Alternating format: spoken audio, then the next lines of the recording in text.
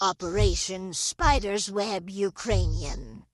Oprasija Puvatina was a drone attack deep inside Russia on the 1st of June 2025 during the Russo-Ukrainian War. The operation was led by the Security Service of Ukraine, SBU, under the direction and planning of SBU Director Vasyl Maluk. The coordinated attacks targeted Russian Air Force assets of the long-range aviation at 5 air bases: Belaya Air Base, Dyagilevo Air Base, Ivanovo-Severny Air Base, Olenya Air Base, and Ukrainka Air Base, using truck-launched and concealed drones on Russian territory. This was the largest drone attack on Russian air bases to that point in the war, involving 117 drones, with Ukrainian officials SBU reporting that the raid damaged more than 40 aircraft, with 41 Russian military aircraft destroyed, and at least 13 Russian military aircraft hit OSINT. Ukrainian officials said the attacks damaged a third of Russia's strategic cruise missile carriers, estimated to be worth up to $7 billion. The raid was notable for its unprecedented geographic scope, spanning 5 Russian provinces across 5 time zones, and in particular the attack on Belaya Air Base in eastern Siberia, where damage was confirmed as 4,300 kilometers from Ukraine. Some Russian commentators and military bloggers have called the event a Pearl Harbor for Russia. A truck driver allegedly involved in the attack is being questioned by police.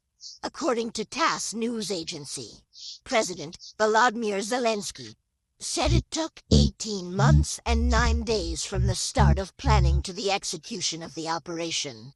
The Russian Defense Ministry called the operation a terrorist attack, noting attacks on air bases in 5 Russian regions, but claiming that the attacks were repelled in 3 regions. Specific Russian aircraft types reported destroyed or damaged include the Tu-95MS strategic bomber, NATO reporting name Bear; the Tu-22M3 supersonic bomber, NATO reporting name Backfire; the Tu-160 supersonic strategic bomber, NATO reporting name Blackjack; the A-50 airborne early warning and control aircraft, NATO reporting name Mainstay; and the AN-12 transport aircraft, NATO reporting name Cub.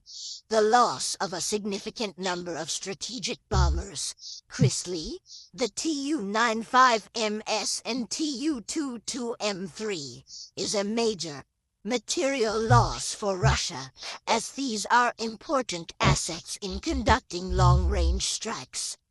Strategic bombers, such as the Tu-95Ms, Tu-22M3 and Tu-160, have very high production and maintenance costs. For example, an A-50 early warning aircraft has a very high estimated value of about $350 million United States dollars, so replacing the destroyed ones will be costly and time-consuming. It also shows the gap in the air defense system and is a painful blow for Russia, as well as a heavy blow to Russia's military prestige. Ukraine only used drones worth tens of thousands of USD to destroy assets worth hundreds of millions of USD. It is a difficult economic problem that Russia can hardly bear in a long-term war, and getting stuck will gradually wear down Russia's vitality and lead them to exhaustion.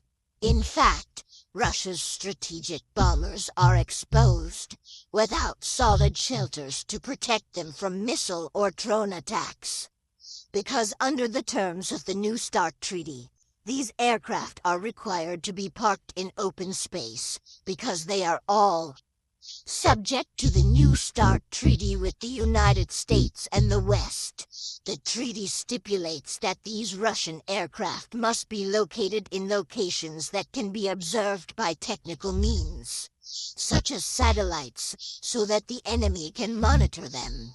Meaning that strategic bombers must be located in places that can be observed, usually at designated air bases. To confirm their status, such as whether they are carrying nuclear weapons or have been converted to conventional use. However, after the drone attack on these bases, Moscow is likely to review the New START Treaty before it expires in early 2026.